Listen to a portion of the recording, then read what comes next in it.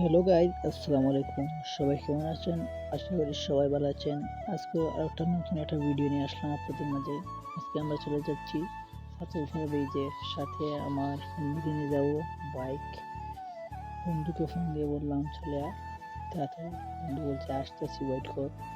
মনে করে আমি একটু প্রকৃতি ভিডিও করে নিলাম। আসলে তো আমরা এই মুহূর্তে বানিয়ে নিলাম, আমরা চলে যাচ্ছি। আমার একটা ফ্রেন্ড আছে, তাকেও নিয়ে যাবো। নিয়ে আমরা ফুল ভিডিওটা দেখুন ব্রিজের।